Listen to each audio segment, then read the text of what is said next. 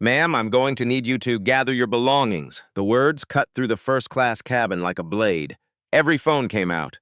Every eye turned to seat 2A to the woman in the plain navy blazer who wasn't moving. She'd been asked for her boarding pass twice. Questioned about how she booked her ticket.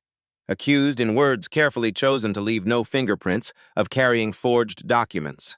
Now security stood in the aisle. A director was giving orders.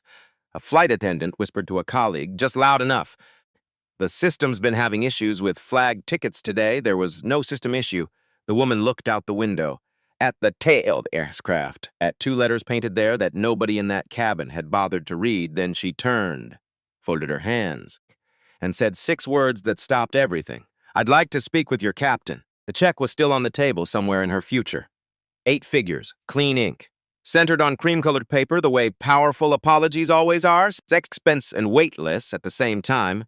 The man across from her had kind eyes, the practiced kind, the kind you develop after 30 years of managing situations instead of solving them. He slid it forward. She didn't look down. Dr. Okafor, his voice was careful, calibrated. We believe this reflects the gravity of keep it. 2 words, flat final, like a door closing on a room nobody wanted to enter anyway. The man blinked. His attorney shifted. Outside the conference room window, Chicago moved without them. Taxis and wind and the gray light of a Tuesday morning that didn't care what had happened to anyone. Dr. Vivian Okafor looked at the man across the table and waited. Then what do you want? He asked. She smiled, just slightly, just enough. 2 hours of your attention, 7 hours earlier.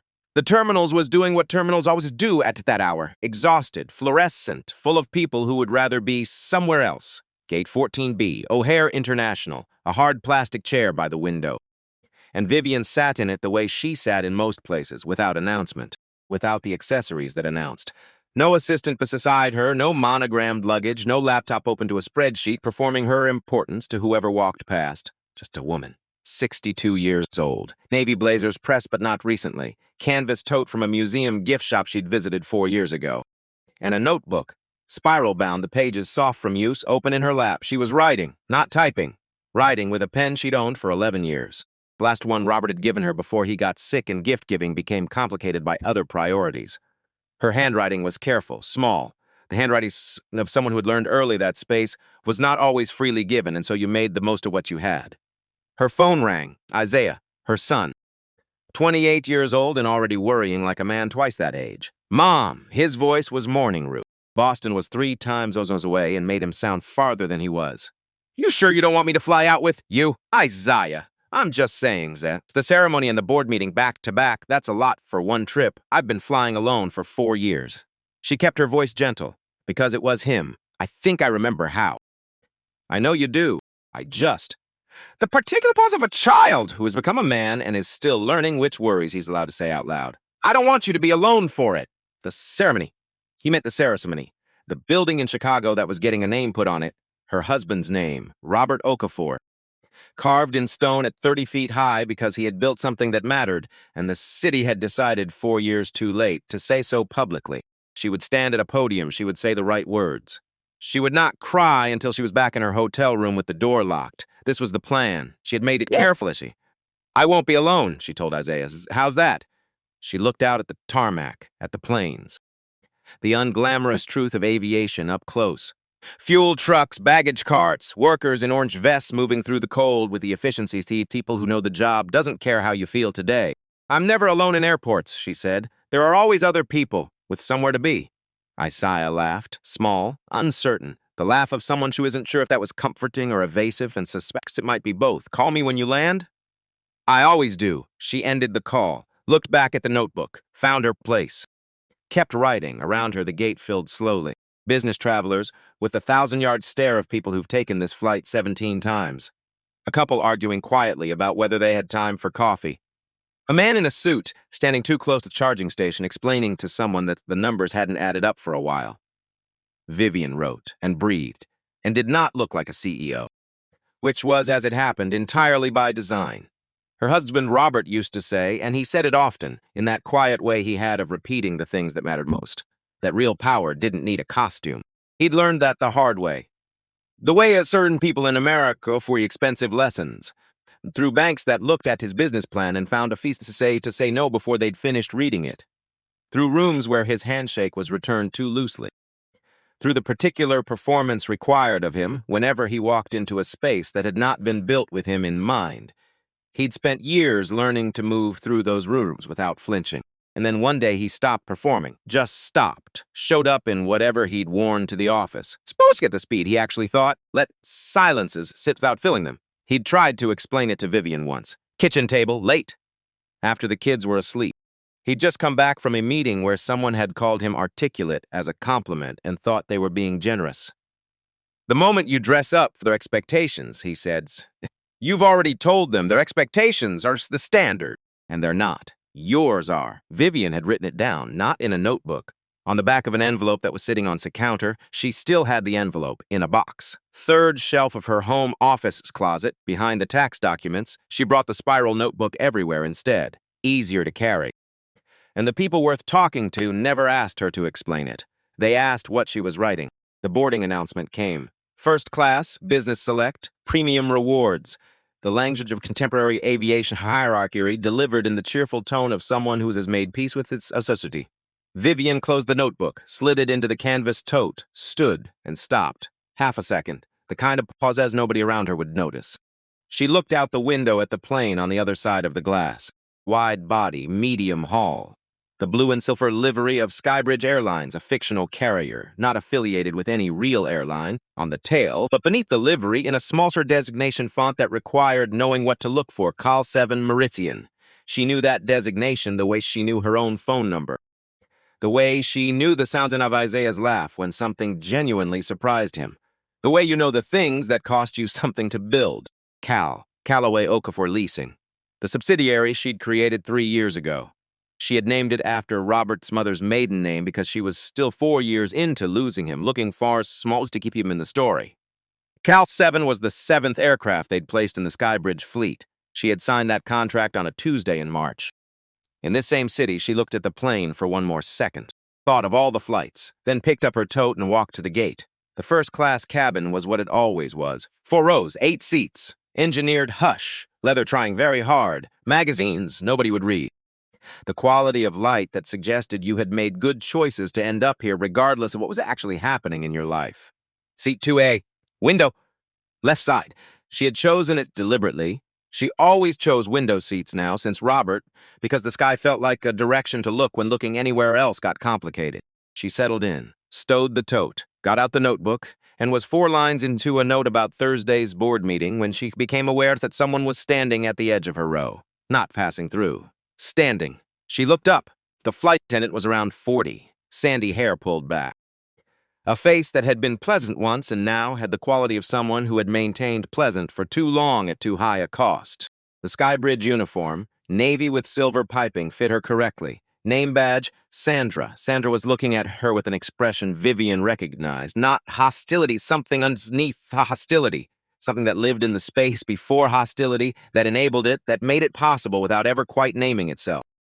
The particular quality of not quite seeing that Vivian had encountered in rooms and airports and boardrooms and restaurants across 4 decades.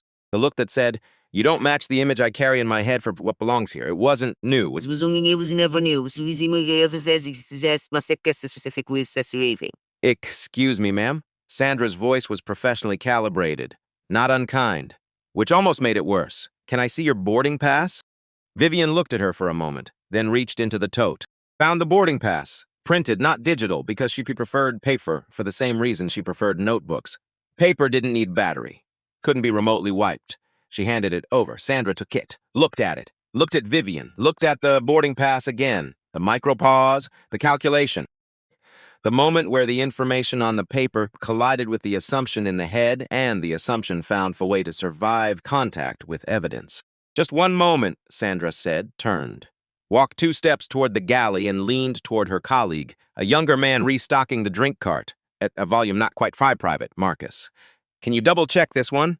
The system's having issues with flagged tickets today. The words were reasonable, professional, defensible in a report. The look on her face while she said them was not. Marcus glanced at the boarding pass, glanced at Vivian, looked faintly uncomfortable in the way of someone who doesn't have the seniority to say what they actually think. Looks fine to me. Sandra, just flagging the system anyway. And she moved on. Not removed, not confronted directly, just flagged. The small bureaucratic instrument of doubt deployed precisely where it would do the most damage without leaving fingerprints. Vivian turned back to her window. The gray morning outside, the tarmac, the fuel trucks, the workers in orange vests moving through a cold that didn't care how anyone felt about it. She opened her notebook, found her place, kept writing, the cabin filled around her. Seat 1C. A man who arrived the way certain men always arrived in first class, as though the seat had been expecting him mid-60s. Silver hair, good suit, the posture of someone accustomed to people moving aside before being asked. His name was Reginald Ashford, retired from banking. The kind of banking that moved money in amounts with 5 or 6 zeros and called the process due diligence when it was really something and less precise. He didn't look at Vivian when he sat down. The angle was wrong, and looking wasn't something he'd needed to do in most rooms. Seat 1D, an older woman, early 70s, moving with the careful precision of someone who had learned to trust her body less than she once had. White hair. A coat expensive in a way that was 20 years old and had been maintained rather than replaced. She sat, arranged her things, and looked around the cabin with the expression of someone conducting an inventory. Her gaze landed on Vivian. Held there for a moment, moved on. Her name was Harriet Dunmore. Her husband had flown for Skybridge's predecessor airline for 38 years.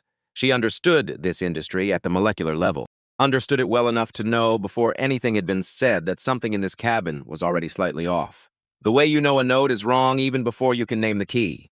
She looked her lap, didn't say anything. Seat 3B, a younger woman, early 30s, dark hair, practical clothes.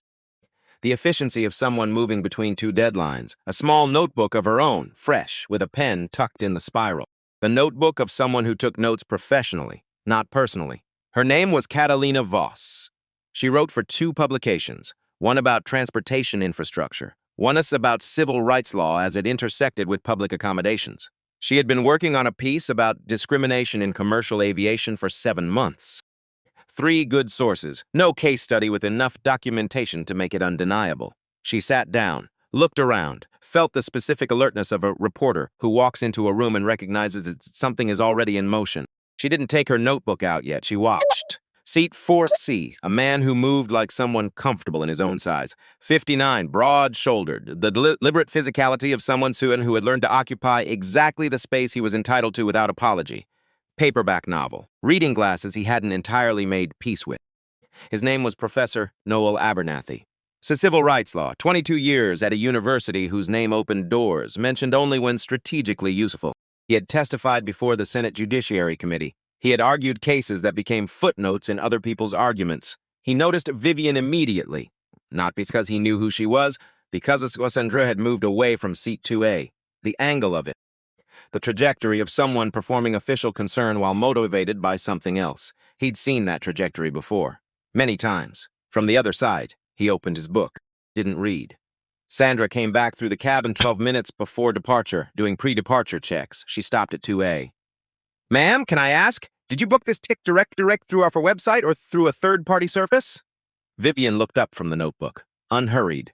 Directly, she said. And this is your first time flying Skybridge? No, the smallest pause. Catalina Voss wrote something. 1 line, quick! We've had some issues recently with certain booking platforms, Sandra said. It's just standard procedure to verify. Vivian looked at her. A long, quiet moment. You've already verified my boarding pass. Twice, sis? Yes, ma'am, I understand. This is just standard procedure. Right, another pause. Of course, Vivian said, and turned back to the window. Sandra moved on, but she pulled out her phone, not to call anyone. Just held it the way people hold phones when they're constructing a version of events. When they want a record that looks like something other than what it is. From Forsey at Sanathy set us down his book. He didn't say anything yet. He was a patient man. He'd learned that timing mattered in courtrooms and in cabins, and that the first person to speak was not always the most useful one.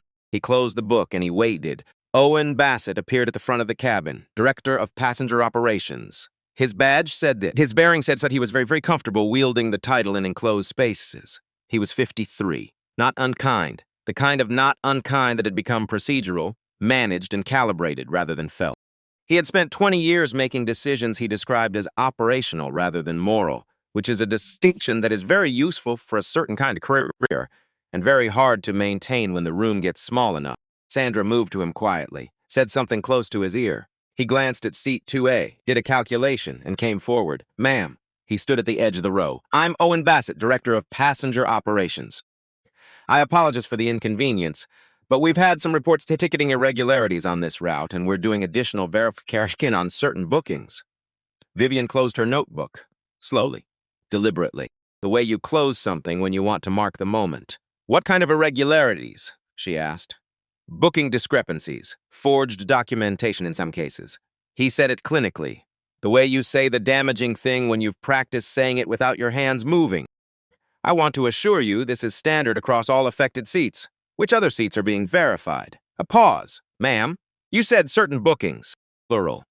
Which other passengers in this cabin are you asking to verify their documentation? Bassett's jaw moved slightly. That's an excellent question. Everybody looked. Abernathy had not raised his voice. He never needed to. 22 years in front of various judicial bodies had given him a register that simply carried further than other people's. Professor, Bassett said, please stay out of. I'm not in anything, Abernathy said pleasantly. I'm asking the same question the lady asked. Which seats are being verified? I'd like to know if mine is on the list. Sir, because I saw her boarding pass when she came down the jetway. Seat 2A, first class, valid, standard.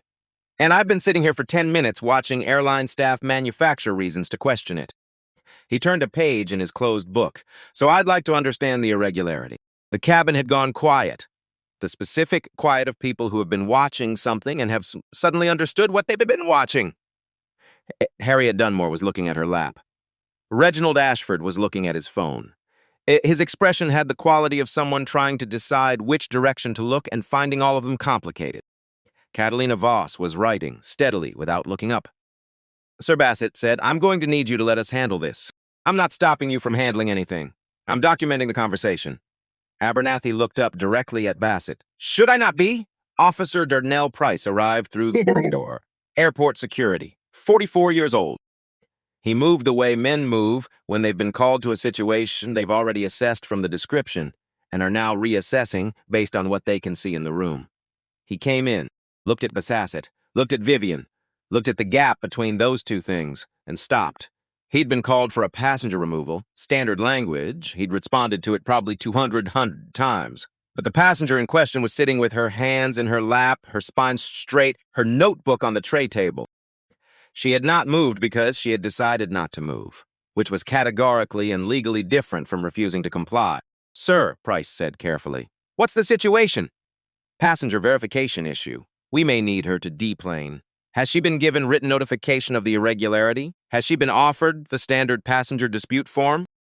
Bassett looked at him with the expression of a man who has just realized the backup he called is not going to function as backup. That's not the protocol for. It is the protocol, Price said. Section 4. 2 of the Passenger Service Manual. I've had to explain it in situations like this before. Silence. From 4C, Abernathy made a small sound, not quite a laugh, the sound of a man who's just gained a favorable witness. Price looked at Vivian, directly, professionally.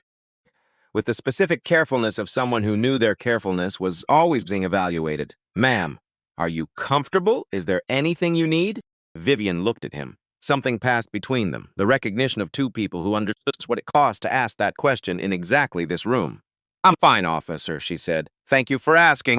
Price nodded, turned back to Bassett, and waited. Bassett opened his mouth, closed it. The room was not moving in the direction he had expected the room to move. Ma'am, he said, given the circumstances and the need to maintain our departure schedule, I'm going to have to ask you to gather your belongings. Vivian looked at him for a long moment, not at his badge, not at his title, at him, at the specific human being who had just said the words, and then she looked past him, out the window, at the tail of the plane, Cal 7 Meridian. She looked at it the way you look at something that is yours, not with pride or performance, just with the quiet, factual recognition of ownership, of authorship, of having put a thing into the world and knowing it. Mr. Bassett, she said. Quiet, certain. The certainty of someone who has because she had never had any doubt underneath. I would like to speak with Captain Whitfield. The captain doesn't handle passenger. He will handle this one. Bassett walked to the cockpit. The cabin held its breath. Not dramatically. People don't hold their breath dramatically in real life. They just go quiet in the particular way of a group that has collectively understood that something important is being decided and that none of them are doing the deciding. Catalina Voss finished a sentence, turned to a new page. Abernathy had put his book away entirely. He was watching the front of the cabin with the patient attention of a man who knew what was coming and was already thinking past it. Reginald Ashford had lowered his phone to his lap. He was looking at the window, at the tail of the plane visible beyond the wingtip, squinting slightly at the designation in smaller font beneath the livery. Call 7 Meridian. He had seen those letters before. In a boardroom, on a slide. In the acquisition font that made large numbers look like routine line items. He had skimmed the executive summary, signed off because the due diligence team had already processed everything that needed processing. He looked at the back of the woman's head in 2A, at the navy blazer, the canvas tote, the spiral notebook still on the tray table. No, he thought, that can't be right, except it was. He knew it was. He had known it for the last 90 seconds in the way you know things you would very much prefer not to know. Completely. And with no remaining room for renegotiation, and with the specific sinking quality of a man watching the conclusion of his own assumptions arrive. He looked back at the window, didn't pick up his phone. In 1D, Harriet Dunbar had finally looked up, not at Bassett's empty path toward the cockpit, at his seat 2A, at the back of Vivian's head, at the blazer that had been pressed but not recently, at the canvas tote that no one would mistake for a status symbol. Her hands were still in her lap. Still. The stillness of someone who had been sitting with a specific knowledge for 15 minutes and had not yet decided what to do with it. She knew something was wrong, had known it from the first exchange. The specific wrongness of it had a shape she recognized, not because she had experienced it herself, but because she had been in rooms where it happened to other people and said nothing, and then driven home and managed not to think about it. She looked at her hands, said nothing, and felt the weight of that. The cockpit door opened. Captain Jerome Whitfield was 61 years old, 33 years of flying. The face of a man shaped by altitude and weather and the accumulated weight of managing large machines and the human chaos that collected in closed spaces at 35,000 feet. He came down the aisle without hurrying. He never hurried. That was one of the things 3 decades of aviation did to you.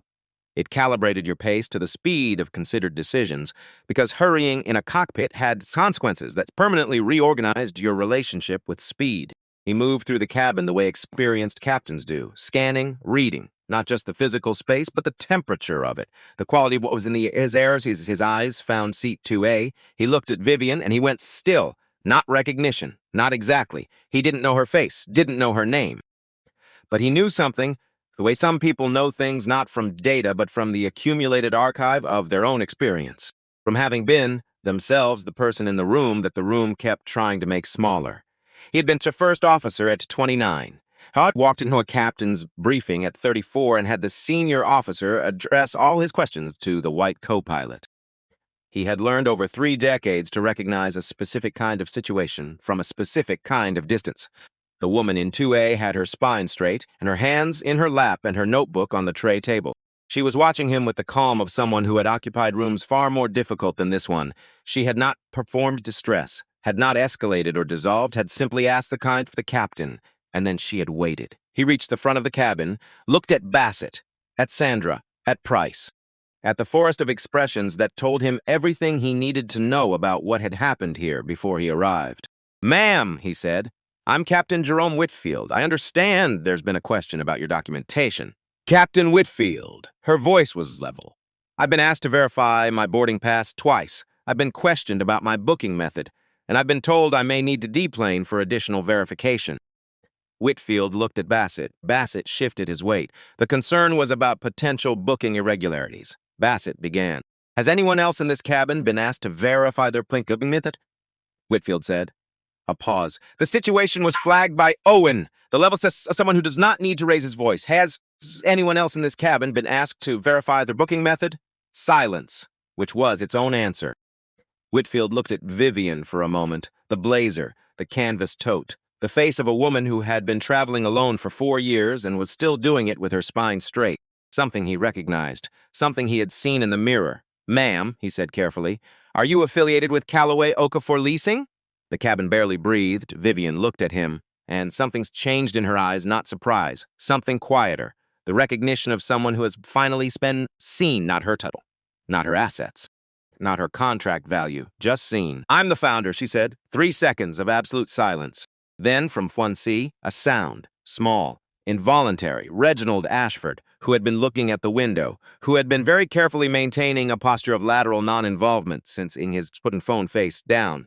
He set it on the armrest, slowly, the way you put something down when you've realized you should have put it down 20 minutes ago. He looked at the badge on Vivian's blazer, the small pin on the lapel, gold on black. The Okafor aviation certain insignia which he had seen on a slide deck in a boardroom that was probably in this same city at this same kind of glass and steel table. His face did something complicated, and he said very quietly to no one in particular, "Oh no." Whitfield turned to Owen Bassett. He did not say, "Do you understand what you've done?" He was not that kind of man. He said, with the precision of someone choosing each word surgically, "Owen, I'm going to need you to step back. Captain, if we could just step back." Bassett stepped back, and Sandra Pruitt by the galley, who had started all of this with a perfectly calibrated question about a boarding pass, felt something change in the air. Something before weather, a pressure shift, a different quality of light. She lowered her phone, slowly. Outside the window, the gray morning had shifted into something harder to name, not quite white. The sky of a city's deciding what a day it was going to be. The passengers of this flight waited. And Captain Jerome Whitfield, who had been flying for 33 years, and who had once been asked to step aside for a passenger who couldn't accept what he was, looked at the woman in seat 2A. "Dr. Okafor," he said quietly, "I have some calls to make. I need a few minutes to pull documentation on this aircraft's registration and contract history." "Take the time you need, Captain," Vivian said. He held her gaze for a moment.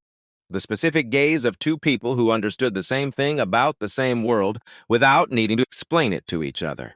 Then he turned and walked back toward the cockpit. The door closed, and the cabin sat with itself, with the thing it had done and the thing it hadn't done, and the distance between those two things which was beginning to feel very large. Vivian set down her pen, not dramatically. She just set it in the crease of the notebook, the way you do when you've finished a thought and are about to move to a different kind of thinking. She looked at the window, at the tail, Cal 7 Meridian. Robert's name in the holding structure, the machine sitting on the ground in the gray morning, waiting to do the thing it was built to do. She had a specific memory of the day they named it. Not a ceremony.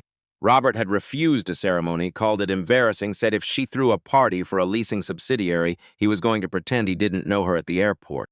So she had named it on a Tuesday afternoon with her attorney present, and Robert on a video call from the hospital where he was doing what he was doing in those months, which was differently than he ever had before.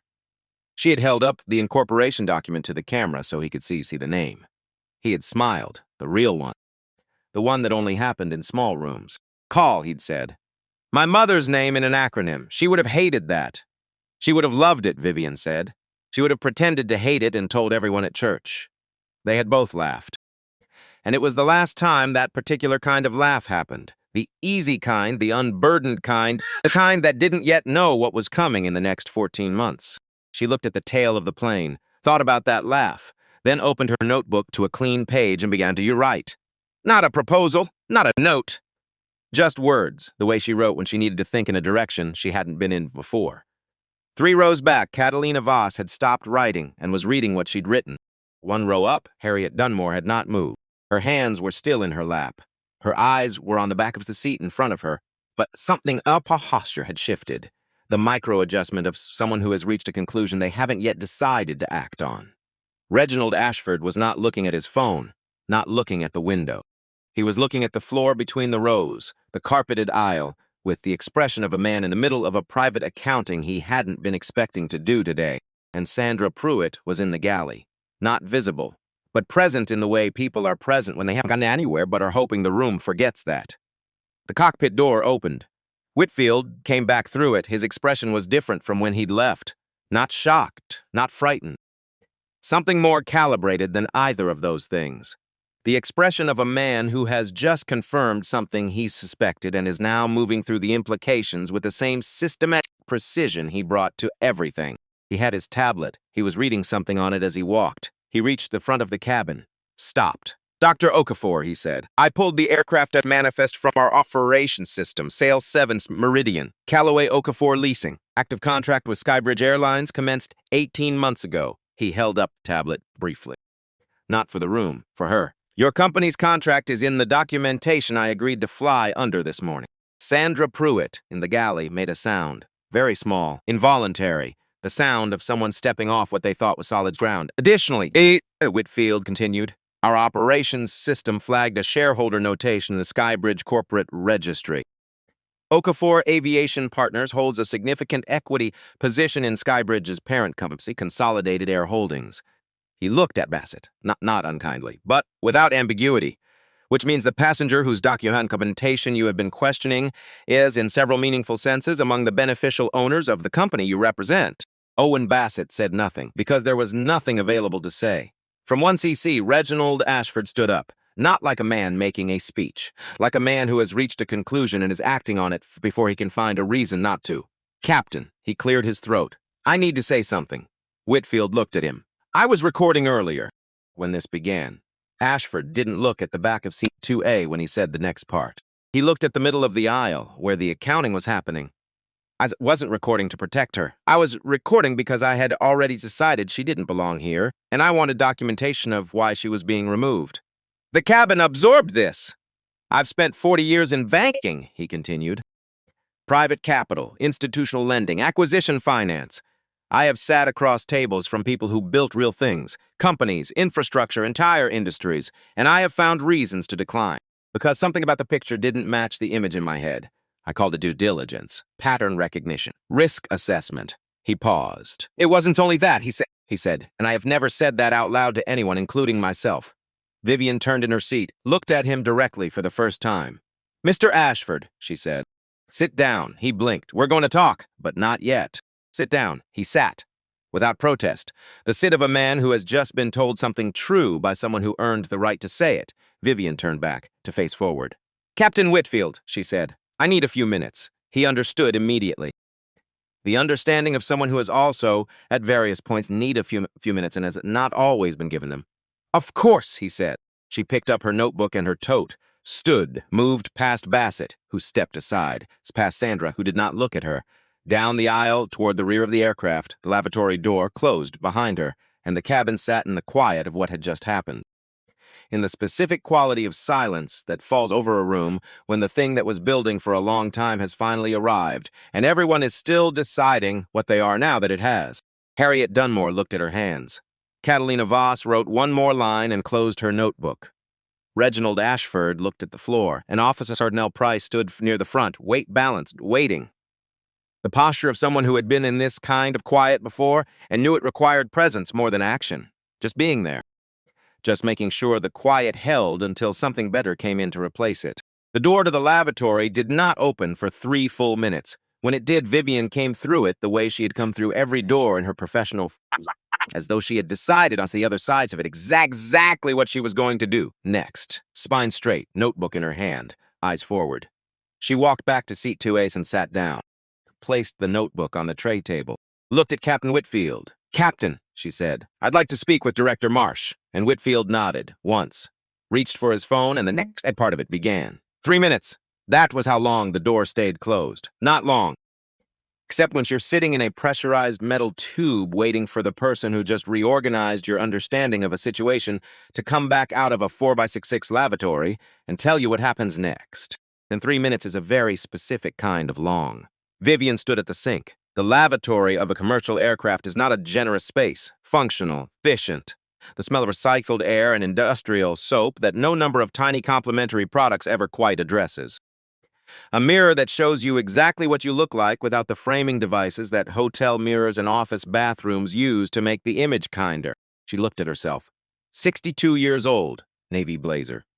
Hair she'd stopped processing 3 years ago because Robert had asked her once, gently, just once, why she spent money on it, and she hadn't had an answer that wasn't about other people's comfort. She looked at herself the way she looked at things that required honest assessment.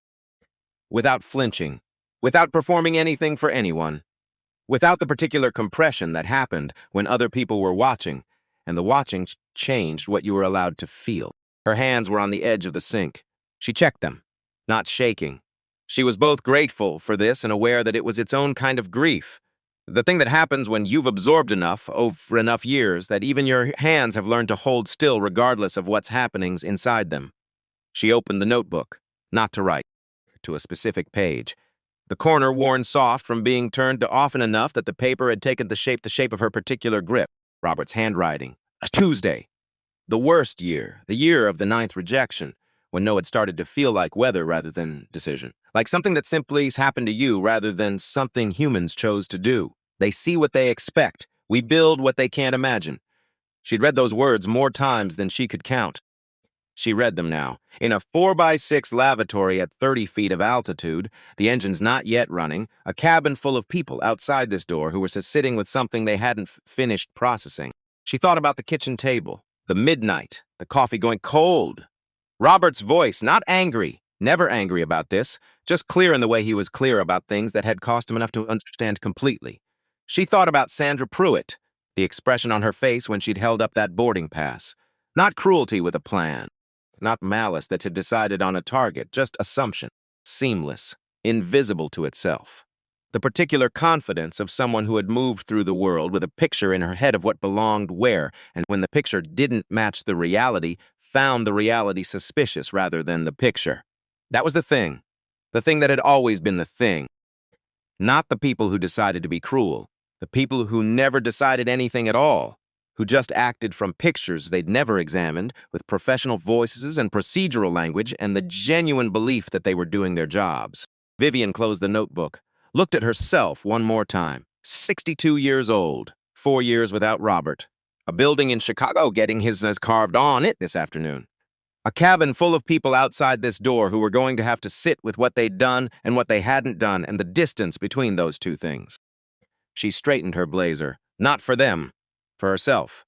The way you do something when you've decided what you're going to do next, and the decision requires a physical preparation. Opened the door, walked back to 2A, sat down, placed the notebook on the tray table, looked at Whitfield. "Captain," she said, "I'd like to speak with Director Marsh." Whitfield made the call, standing 2 steps from the cockpit door. Semi-private, neither of them expected true privacy. The cabin was 8 seats, and everyone who mattered in those seats had already demonstrated they were paying close attention. He spoke quietly, listened, spoke again. His expression did not change dramatically during the call, which was the expression of a man who had learned to keep his face professionally neutral in situations that were not professionally neutral at all. But his shoulders, just slightly, came down from where they'd been holding since he'd walked out of the cockpits and seen the room. He ended the call, walked back to the front of the cabin. "Director Marsh will be on in 45 seconds, he said. He's asking for speaker." "No," Vivian said. "It's not speaker. Not yet." Whitfield handed her the phone. She held it. The cabin did not pretend not to be listening. There was no longer any pretense of that. Catalina Voss had her notebook open again. Abernathy was watching with the stillness of a man recognizing the architecture of something he'd spent his career studying. Reginald Ashford had his hands clasped on his knees. Harriet Dunmore had finally looked up from her lap entirely. The phone connected. Dr. Okafor. Director Alan Marsh's voice carried the quality of a man who had been briefed in the last 90 seconds and was navigating somewhere between controlled alarm and studied deference. "On behalf of Skybridges Airlines, I want to offer our most, Mr. Marsh." She said it without heat, just redirection. "I'm going to tell you what happened. I'd like you to listen before you respond." A pause. "Of course," she told him clearly, chronologically, without embellishment and without emotional language and without anything except the specific sequence of events in the order they had occurred. The first request to verify her boarding pass. The second, the audible comment to the colleague about flagging it. The director's arrival and his language about booking irregularities and forged documentation. The instruction to deplane. The way the escalation had been constructed. Each step individually defensible, the cumulative direction of them not. She spoke for 2 minutes and 50 seconds. Stopped. Marsh's voice, when it came back, was quiet in the specific way of someone who has just understood the full scope of a problem and is choosing his next words with the knowledge that they will be quoted. "Dr. Okafor, I want to direct with you. What you've described is completely unacceptable. I am personally... Marsh, I don't want personal apologies yet. I want to understand what you're prepared to do." A longer pause, the pause of a man recalibrating from script to specifics. "Whatever you need," he said. "We are fully committed to." "That's not specific enough." Silence. "Tell me what specific steps you are prepared to take in the next 48 hours, Vivian said. "Concrete steps. With timelines and accountable parties." From 4cc, Abernathy made a small sound. Not quite approval. The sound of a fan watching someone use the right instrument for the job. What followed was 6 minutes. 6 minutes of the kind of negotiation that doesn't look like negotiation because it isn't loud or theatrical. It's precise. The precision of a woman who had been in enough rooms where the jet terms mattered to know exactly how to choose them and exactly how to hold the other person to the ones they'd said out loud. First, the verification procedure applied to her that morning would be documented in full and submitted to Skybridge's legal department by end of business that day. Second, the flight would depart as soon as Captain Whitfield confirmed the crew was ready. No further delay to this aircraft or these passengers. Third, within 48 hours, Skybridge would provide a written proposal addressing systemic changes to the passenger verification protocol, requiring supervisor authorization before any passenger could be asked to provide documentations beyond the initial boarding pass check, requiring written documentation of the stated reason, requiring consistent application of the same standard across all passengers in the affected cabin. And one more thing, Vivian said. Marsh waited. Sandra Pruitt keeps her job. The cabin shifted. Everyone who had been pretending to look somewhere else stopped pretending. Bassett looked up sharply. Sandra, visible now at the edge of the galley, had gone very still. Dr. Okafor, Marsh said slowly, given what you've described, the airline would fully support whatever outcome you. I know what the airline would support, Vivian said. I'm telling you what I want. She keeps her job on the condition that she completes a substantive bias recognition program. Not a module. Not 40 minutes this online with quiz at the end. In-person training with qualified instructors. Real time in a room with the material, and that she does it within 60 days. Silence on the line. Done, Marsh said. I'll have my team follow up with yours on the specifics of the training program, Vivian said. And I want the protocol revisions shared with Okafor Aviation Partners as part of our ongoing contractual relationship. Quarterly compliance reporting going forward. Agreed. She ended the call, handed the phone back to Whitfield. Looked at Owen Bassett. Mr. Bassett, she said. I want to ask you something, and I want you to take it seriously. He looked at her. At what point did this situation stop being about a boarding pass? Bassett's jaw moved, processing, calibrating the available responses.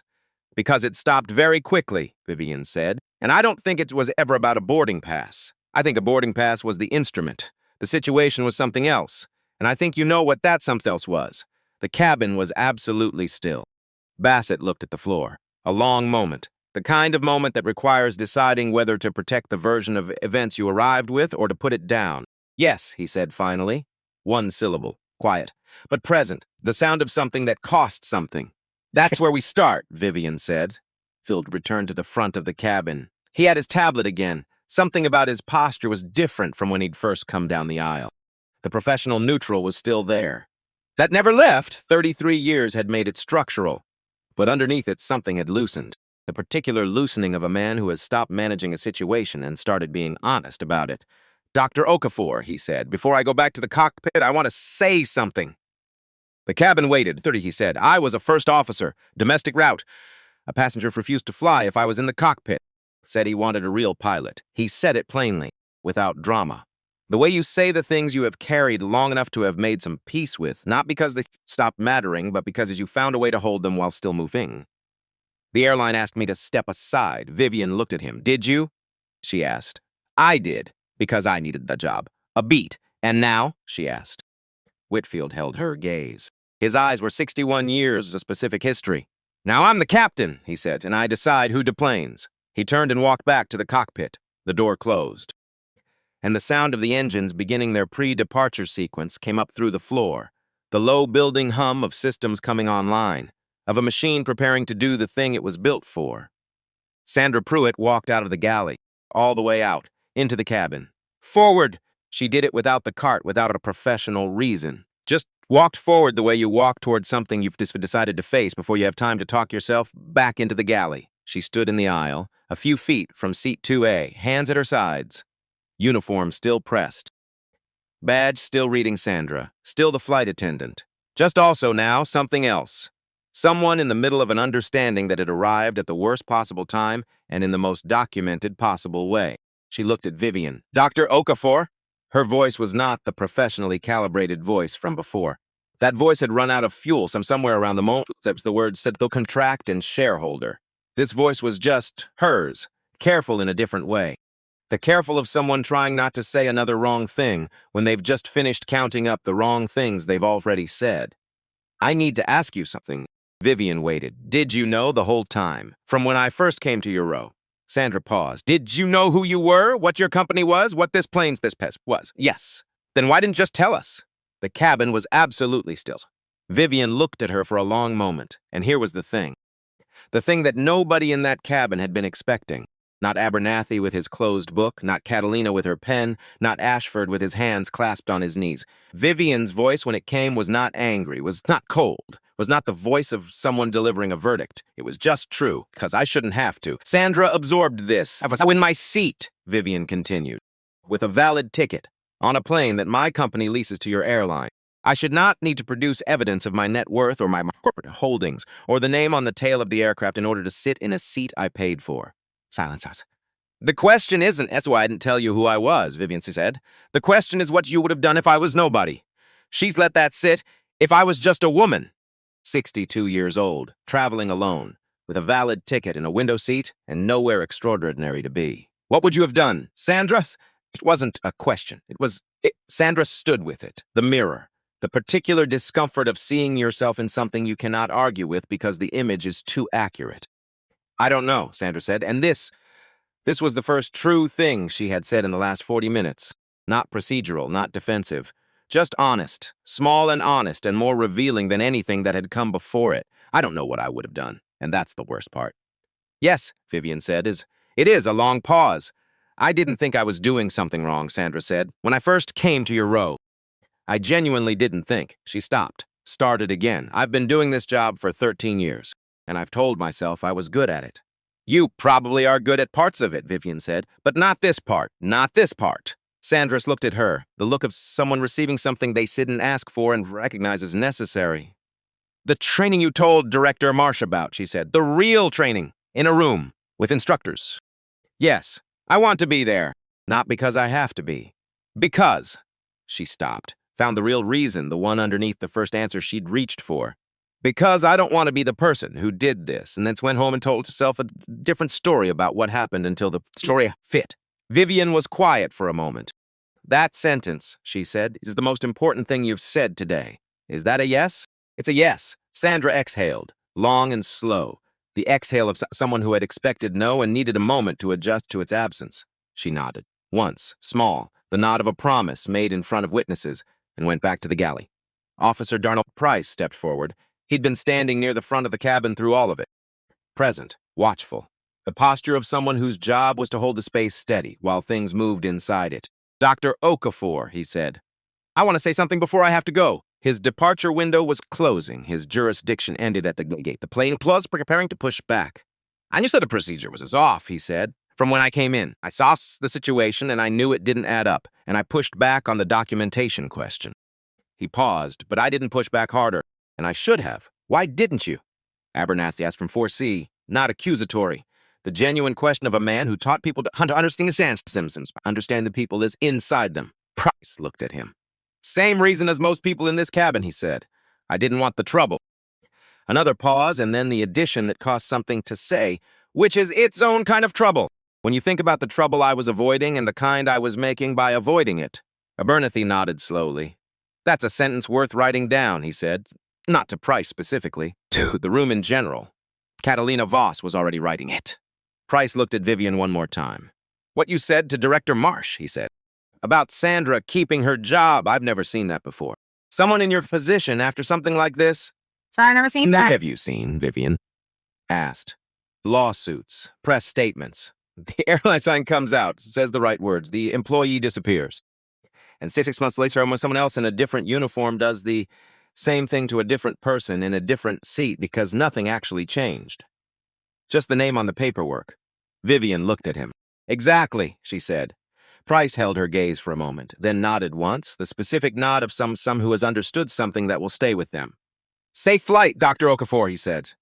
He moved toward the boarding door, paused at the threshold. For what it's worth, he said, to no one in particular, to everyone in general. I've been in this job 11 years. Today is the first time I've ever seen a room actually look at itself. He left, the boarding door closed, and the cabin was sealed. The 8 seats and the people in them and the thing that had happened between them. No more egress, sax mercegress, just the plane and the runway and wherever they were all going. Reginald Ashford stood up again. This time, not like a man making a decision. Like a man completing one he'd already started 20 minutes ago when he put his phone face down on the armrest. Dr. Okafor. Vivian looked at him. I said earlier that I was recording to document her removal. That was true. He didn't look away with Satan, he says the next part. What I didn't sit and say was that I also pulled out my phone because some part of me wanted confirmation that I was right, that what I had already decided about the situation was correct. He paused. That's different from what I said, and I think you know it's different. Yes, Vivian said. I do. Been in 40 years of boardrooms, private capital, institutional lending, and I have stood in front of rooms and said things like, we follow the numbers. We apply the same criteria to every applicant. The process is neutral, and I believed it. Or I told myself I believed it. He looked at the middle of the aisle again, where the accounting was. The criteria weren't neutral. I wrote some of them, and I wrote them the way people write things when they've never had to think about what it costs to not fit the model. Harriet Dunmore in 1D was listening with the quality of someone doing two things at once, hearing what Ashford was saying and having a parallel conversation with herself about something adjacent. I've never said any of that out loud, Ashford continued, to a colleague, to a client, to myself at any kind of volume. I've spent 40 years being very comfortable with the distance between what I said the process was and what the process actually did. He looked at Vivian directly. How do you not? He stopped, restarted. Why are you willing to talk to me right now? Who says I'm willing? Vivian said. He blinked. I'm talking to you, she said. That's different from willing in the way you mean. I've been talking to rooms like this one my entire career.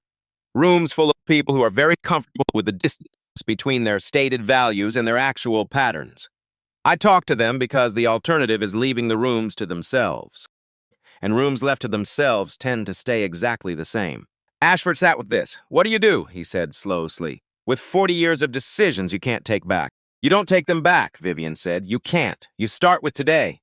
You do the next thing differently, and you accept that the only evidence anyone should trust about who you're becoming is what you actually do next, not what you say about it.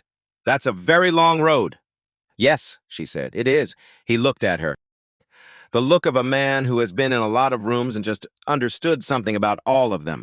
When you land in Chicago, he said carefully, if you're open to it, I'd like to have a conversation. A real one. Not an apology, because I think you're right that apologies at this point are mostly for the comfort of the person giving them. He paused. About what private capital might look like if it were actually designed to be equitable. Not marketed as equitable, actually designed. Vivian looked at him for a long moment. Send me your card, she said. He reached into his coat, produced one, held it out. She took it, looked at it briefly, put it in the tote without further and understood this was not yes. It was not no. It was the card accepted and the decision pending on the basis of what he did next, which was the only reasonable basis for any decision about any person. He sat back down. From 1D, Harriet Dunmore leaned slightly forward, the lean of someone who has been working up to something for long enough that the working up has become more tiring than the thing itself. Dr. Okafor, she said. Vivian looked at her. I want to ask you something. Harriet's voice had the texture of 71 years in it. Not frailty. Something more like density. The compression of a lot of life into a register that had gotten quieter over time without getting smaller. And I want you to know that I understand if the answer is that it's none of my business. Ask, Vivian said.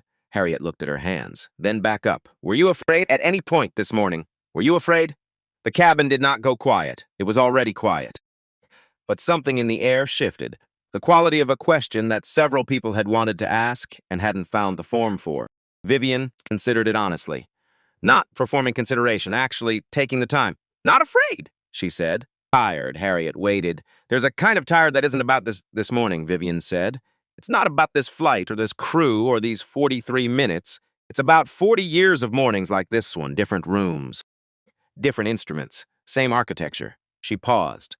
Every time I walk into a space that wasn't built with me in mind, I have to decide, am I going to express myself or am I going to hold my ground? And making that decision over and over across 40 years, that's what's tiring. Not any one room, the accumulation of all of them. Harriet was quiet for a moment. My husband flew this route, she said, for 38 years. He told me once that the hardest thing about his career wasn't the flying. It was earning the right to fly. Every time he walked into a new assignment, a new crew, a new destination, he had to prove it again, that he belonged in the cockpit, that the certification meant what it said it meant. She paused. He was very good at the flying. He was also very tired. I know, Vivian said. That kind of tired. I should have said something this morning, Harriet said. At the beginning. When Sandra first came to your row and I saw the look on her face and I knew what it was. She said it plainly. Without the protective layer of I didn't understand or I wasn't sure. I knew. And I said nothing because I didn't want the trouble. And I have been sitting here for the last 30 minutes thinking about what it means that I let my comfort be more important than your dignity. It means you're human, Vivian said. That feels like too easy an answer. It's not an absolution, Vivian said. It's just accurate. You're human. Humans make calculations about when to spend their comfort and when to protect it. The question is whether you make a different calculation next time. Harriet looked at her. Is there a next time? At 71? There's always a next time, Vivian said. For as long as you're in rooms with other people, which if you're doing it right is every day. Something in Harriet's face moved, not crying. The precursor to sometimes resolves differently into something more like clarity. The expression is of someone arriving at a destination they hadn't known they were traveling toward. My husband died 4 years ago, Harriet said, not as explanation, as connection. Offering it the way you offer something when you recognize it in someone else. Vivian was quiet for a moment. 4 years for me too, she said. Harriet looked at her, the look of two women at a specific distance from the same kind of loss, recognizing each other across 8 inches of airplane aisle. Does it? Harriet started. Not easier, Vivian said. Different. It becomes different. Harriet nodded slowly. The nod of someone who needed to hear that and hadn't known they needed to hear it until it was said. They were quiet together for a moment, the particular quality of quiet that doesn't need to be filled. Then Harriet reached across the aisle. Not far. Just enough. Her hand extended in the narrow space between their rows. Old hand. Careful. The hand of someone who had spent a long time not touching things she wasn't sure she had the right to touch. Vivian looked at it, then reached across. Took Harriet's hand. Briefly. Just a moment. The specific warmth of two women at altitude who had understood something together that they hadn't understood alone. Then released it. And both of them looked at the window. At the tarmac beginning to move as the aircraft pushed back. At the ground crew and the orange vests and the machinery of departure going about its work with the impersonal precision of systems that didn't care what had happened in the cabin above them. From 3B, Catalina Voss put down her pen. She'd been writing through all of it, through Ashford and Price and Sansra and now Harriet. She had 14 pages of notes. Detailed, time-stamped in the margin where she could remember the sequence. Quotes with attribution, observations flagged for follow-up, the structural shape of what happened beginning to resolve itself in her mind into the form of something that could be told to people who hadn't been in the room. She looked at seat 2A, at the back of Vivian's head against the window. She had been working on the aviation discrimination piece for 7 months. 3 sources, a legal framework, data from 11 airlines, a narrative structure that worked technically but hadn't yet found its center. She found it now. In a question she hadn't heard until 40 minutes ago, in a cabin she hadn't expected to be a case study. What would you have done if she was nobody? She closed the notebook, tucked the pen in the spiral, and sat back for the first time since boarding. The plane was moving. The gate was receding. The terminal was getting smaller through the window. The other gates and their jetways and the morning foot traffic of a city airport getting back to the business of moving people from one place to another. From 4C, Abernathy opened his book again. Actually read it this time. The particular quality of reading, that meant he had said what needed saying and the room had heard it, and the rest of it was someone else's work. Now, Reginald Ashford looked at his window, at the city beyond the airport. At Chicago from the ground, which was different from Chicago at altitude in ways that weren't only physical. Sandra Pruitt in the galley began her pre-takeoff cabin check, moving through the routine of her job with the automatic precision of someone who had done it several thousand times. Tray tables up, seatbacks forward, safety card out. She moved through the cabin the way you move through something familiar when the familiar is just shifted underneath you and you're still learning what the new ground feels like. She reached row 2. Paused, looked at Vivian, who was looking at the window at the airport moving past, at the tail of the plane, which wasn't visible from inside, but she knew where it was. Sandra opened her mouth, closed it, opened it again. Dr. Okafor. Vivian looked at her. Thank you, Sandra said. For the job, for what you told Marsh. She paused. I know I don't deserve it. No, Vivian said, simply. Not yet. Sandra absorbed this, but you could earn it. Vivian said, that's the point. If you do the work, if you actually sit in this room, you could earn it. Sandra nodded. Moved on. The plane turned onto the taxiway. The hum of the engines shifted register. Outside, the runway extended ahead of them, gray and long and ordinary in the way of all runways, which were just strips of built ground that made something extraordinary possible. Vivian looked at her notebook, opened it to the clean page she'd started writing on while Whitfield was making his calls. Reads what she'd written. Then wrote one more line at the bottom, looked at it, closed the notebook, put it in the tote.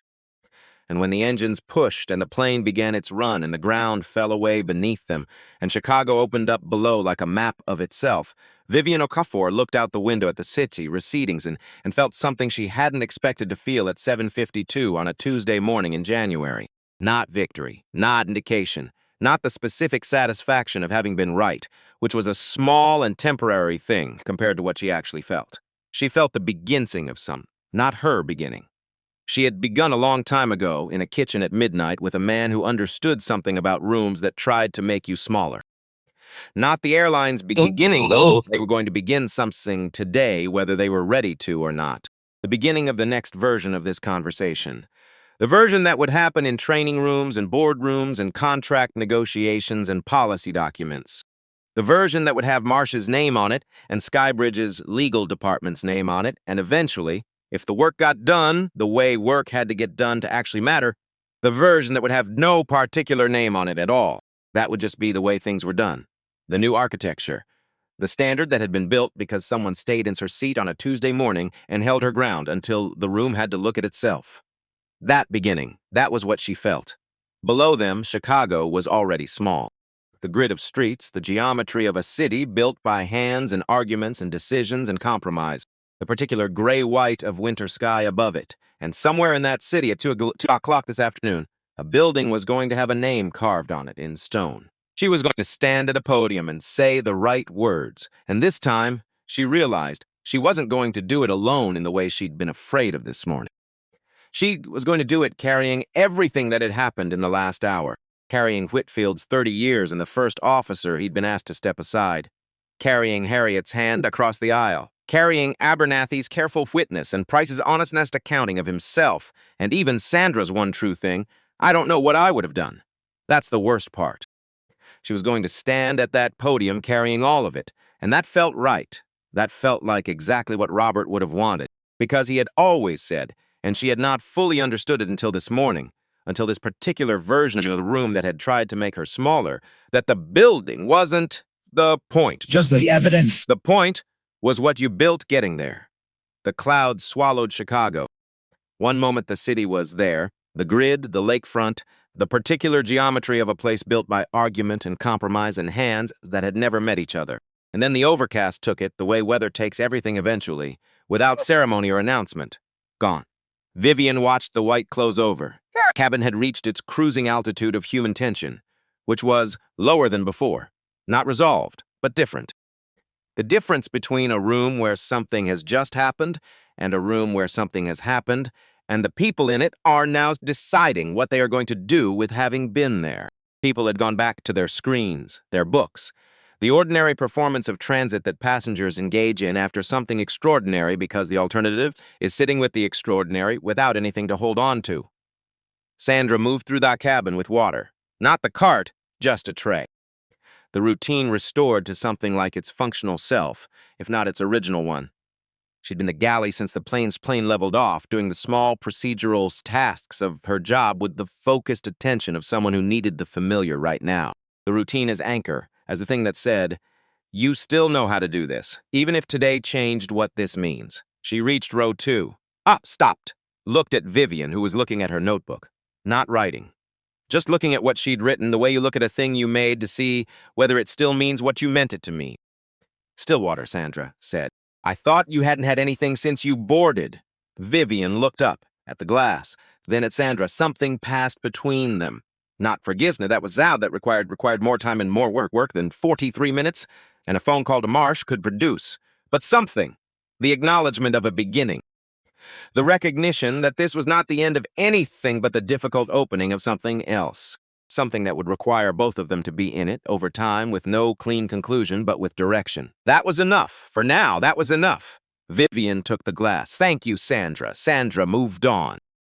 And the way she moved was different from the way she'd moved through this cabin 2 hours ago. Not dramatically different, not transformed, but shifted in the small specific ways that real shifts always are. A degree or two off the original heading. Enough, over distance, to end up somewhere else entirely. From 4C, Abernathy was reading. Actually reading, the quality of it different from the performance of reading he'd maintained through the early part of the flight.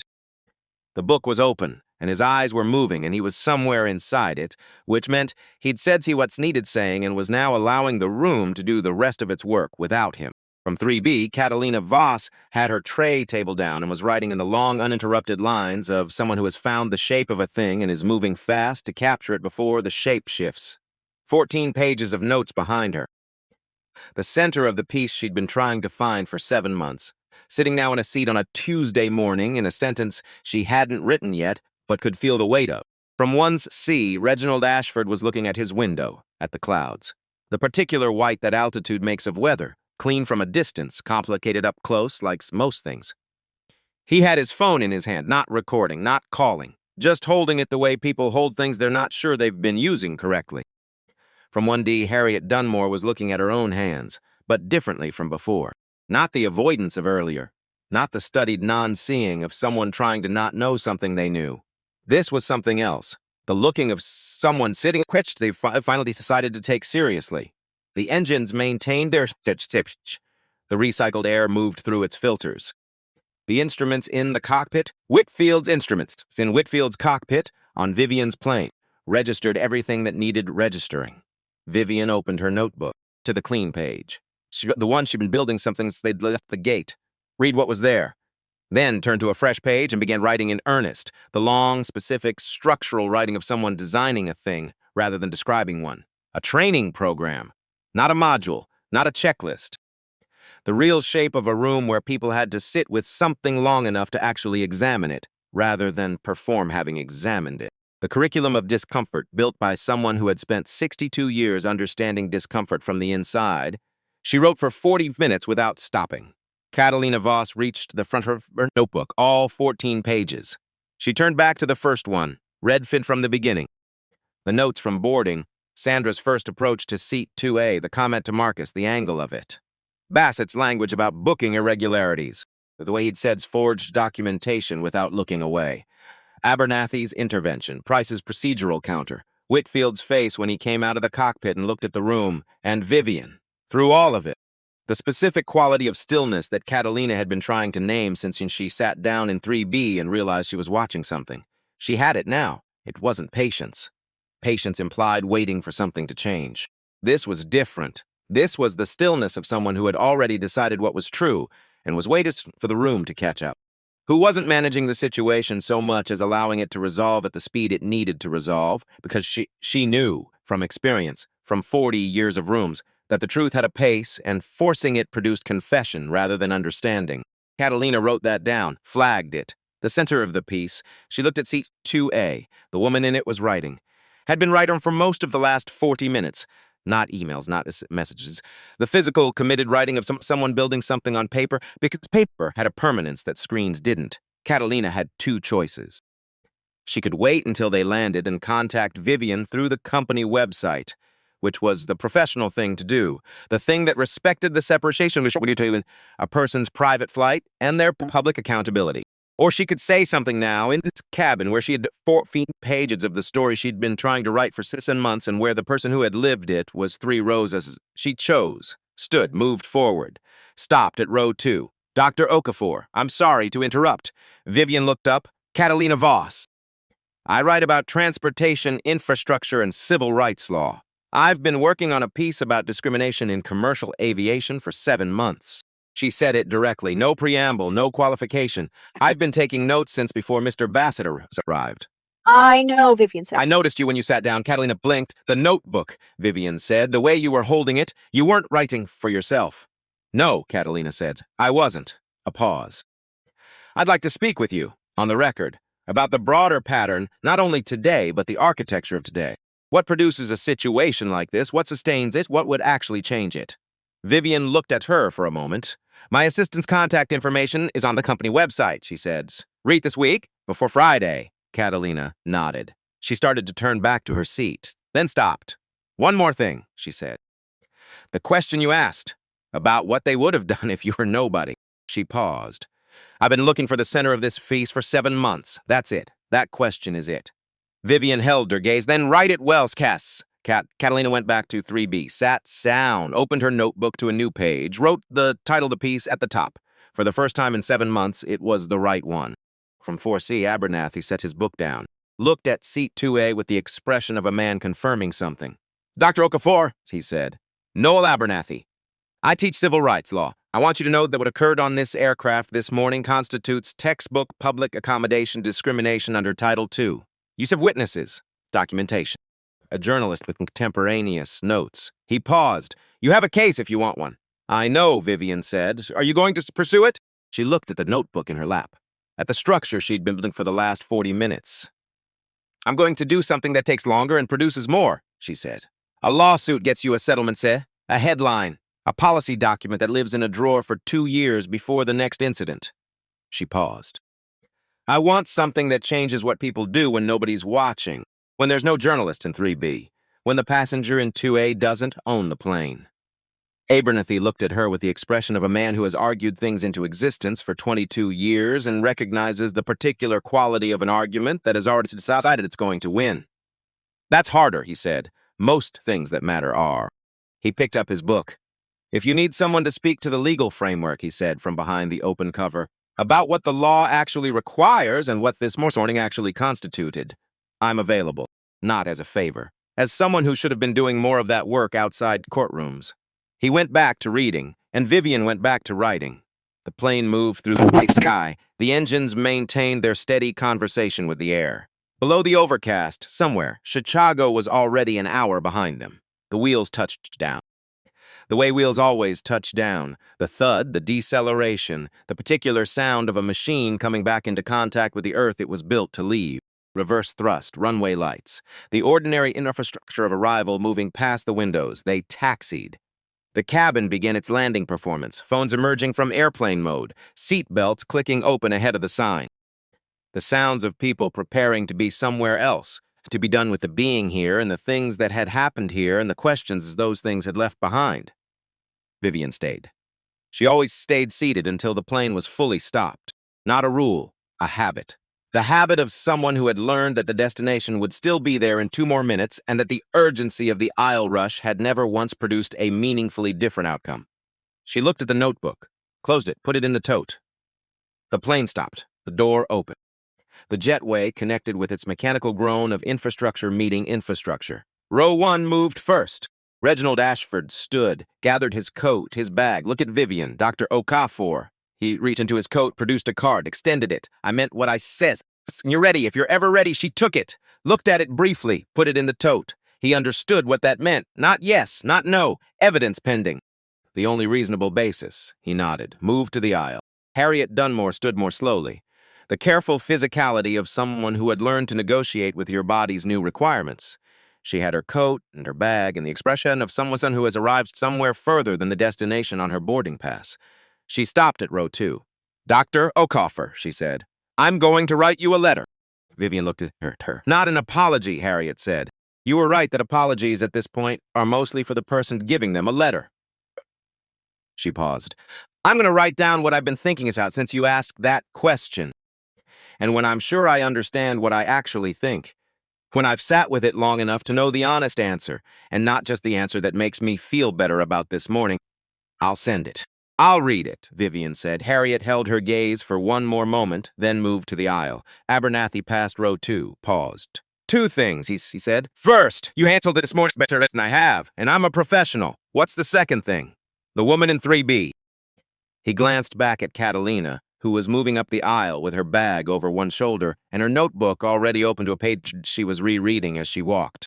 "Whatever she's writing, it's going to be the documentation that makes your proposal enforceable. I've read her work on the Houston Transit case. Let her write it." "I noticed her an hour before you did," Vivian said. Abernathy smiled. The small smile of a man recognizing a quality he respected in someone else. "Of course you did," he said. He moved toward the door. Catalina reached row 2. Stopped. "Before Friday," she said. "Before Friday," Vivian confirmed. Catalina went. The cabin was nearly empty now.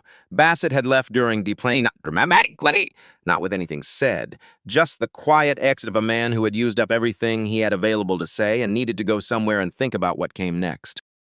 The other passengers had filed out with the polite efficiency of people who had witnessed something significant and were now processing it privately, in the way that significant things get sist. Slowly, over days, in the middle of other things, arriving at conclusions when you weren't expecting to. Sandra appeared at the front of the cabin, without the cart, without the professional reason, just Sandra in her navy and silver uniform, and standing at the threshold of the empty first-class section, looking at seat 2A, where Vivian was still sitting, the only one left. Sandra walked forward, all the way to row 2, stood in the aisle, no cart. No professional reason, just Sandra in her navy and silver uniform, standing at the threshold of the empty first-class section, looking at seat 22A, where Vivian was still sitting, the only one left. Everyone's off, Sandra said. I know, Vivian said, I'll be right behind you. But you're the moved. 13 years, Sandra said. I've thought for most of them that I was good at this job, that I saw people. She stopped. I had a picture in my head of who was supposed to be where, and I never once looked at the picture and asked where it came from. I just used it, like it was the same as a fact. That's what pictures like that do, Vivian said. They feel like facts because you've never had reason to question them. Because the people who might have told you differently were too busy managing the consequences of the picture to have the conversation about it. Is that what today was? Me being managed? No, Vivian said. Today was the conversation. It's just 40 years late. Sandra was quiet. I keep thinking about what you said to Marsh, she said. That you wanted me to keep the job. Why? After everything this morning, why does that serve you? It doesn't serve me, Vivian said. It serves the next woman who sits in this seat, who doesn't own the plane, who can't call Director Marsh, who has a valid ticket and nowhere extraordinary to be and needs the person in the uniform to actually see her. Sandra looked at the window, at the jetway, at the small strip of Chicago winter sky at the edge of it. The training, she said, the real training, in a room. She paused. I don't know what I'm going to find out about myself in there. I don't know if I'm going to like it. You probably won't, Vivian said. The second day is the hardest. They ask you to name a time your assumptions caused real harm to someone else, not a small assumption. A real one with real consequences. And you have to find it and say it out loud. What if I can't find it? You can always find it, Vivian said. The work is admitting that you found it. Sandra stood with this. Okay, she said. The single syllable of someone who has made a decision they're going to have to keep making every day going forward. Okay, Vivian said back, a witness to the beginning. Safe travels, Dr. Okafor. Take care of yourself, Sandra. Sandra went to the galley. Vivian stood, picked up the canvas tote, walked to the front of the cabin, paused at the door, turned back. One last look at seat 2A, the window, the sliver of Chicago winter sky at the edge of the jetway, second row window, left side the seat Robert chose when they first designed the configuration for this aircraft. Sitting at their kitchen table with the leasing documents and a pot of coffee that went cold before they were done. Second row window, left side, he'd said, so you can see where you're going. She had thought that was sentimental at the time. She no longer thought that. She turned, walked up the jetway. The terminal fleet received her the way terminals always do, without ceremony.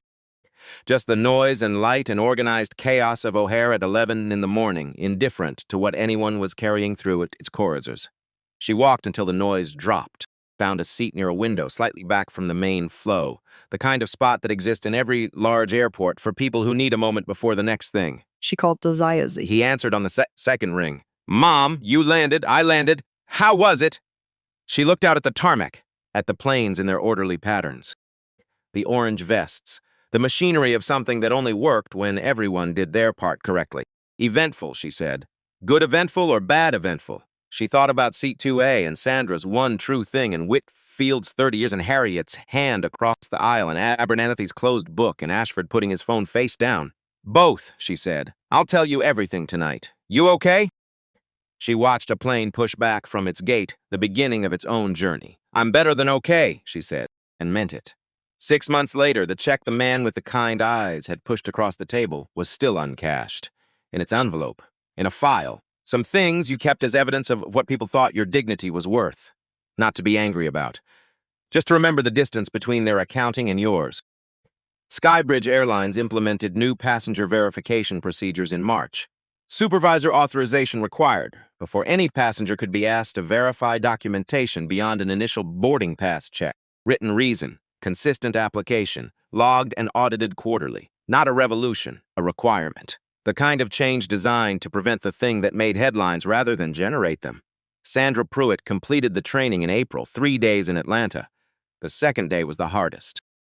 She sat with the assignment, name a time your assumptions caused real harm, for 3 hours, found it eventually. Not from this year, from 11 years ago. A passenger she barely remembered. She said it out loud, in a room with strangers, and the saying of it changed something in her that had been smooth and unexamined for a long time.